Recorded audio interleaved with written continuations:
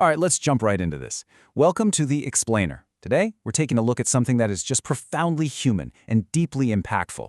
We're talking about a newly constructed urban housing initiative, and we're looking at how it isn't just putting roofs over heads, it's literally rewiring the daily lives, the psychology, and the futures of the people who live there.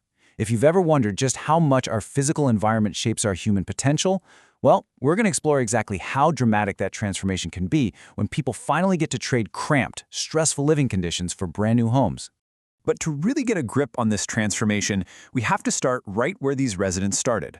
One resident actually described their old reality like this. The house is cramped, with no seating.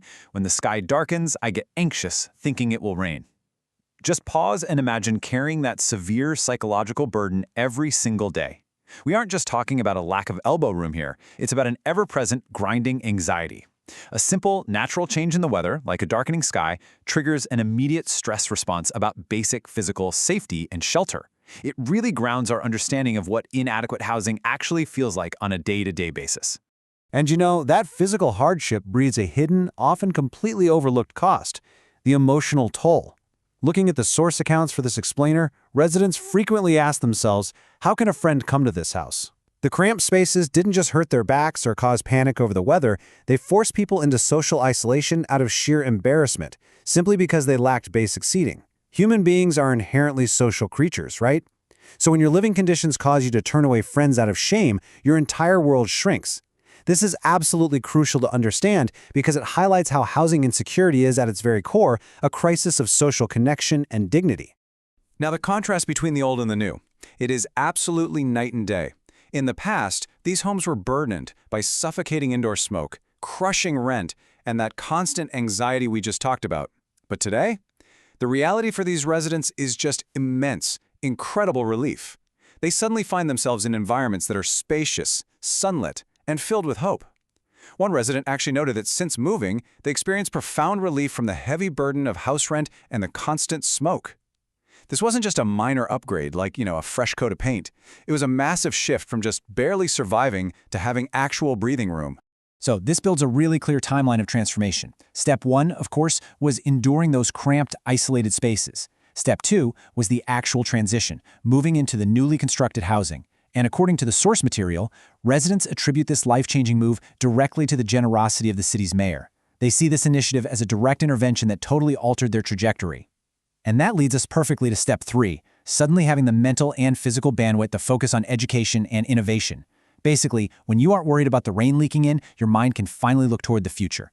And from there, the impact expands outward in this massive domino effect. First off, community togetherness has been significantly strengthened. Residents note that they finally experience living together in a harmonious way, completely replacing that old shame-based isolation.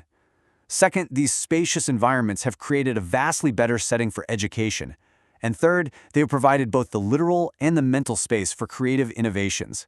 By stripping away the crushing burdens of high rent and poor ventilation, both personal growth and community bonding are allowed to blossom. It is just fascinating to see how stable housing acts as the bedrock for almost every other metric of a thriving society. You can actually hear this unlocked potential directly in the residents' own words. Listen to this. I couldn't believe it the day I entered. I found hope in this house to learn and work on new innovations. This is exactly what we mean when we talk about a launchpad.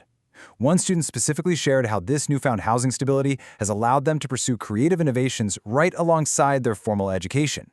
It's a fantastic testament to the incredible human potential that gets unlocked when our basic physical needs are securely met. They didn't just get 4 walls and a roof, they gained the psychological freedom to become innovators. Looking across all of these accounts, the thing that shines through the absolute brightest is a heartfelt expression of gratitude. Residents are saying things like, "May God reward you for doing good for us," expressing deep thanks for what they describe as a beautiful house that, and I love this phrasing, looks like the sun. But it's not just about thanking the leadership for their restored dignity. There's an explicit, passionate desire from the community to see these transformative efforts continued and expanded. They've tasted the sunlight, so to speak, and they want this progress to become the standard, not just some rare, isolated event. Which brings us to a really provocative question I want to leave you with today. What broader impacts might continued urban housing initiatives have on the future of our city communities? Seriously, think about it.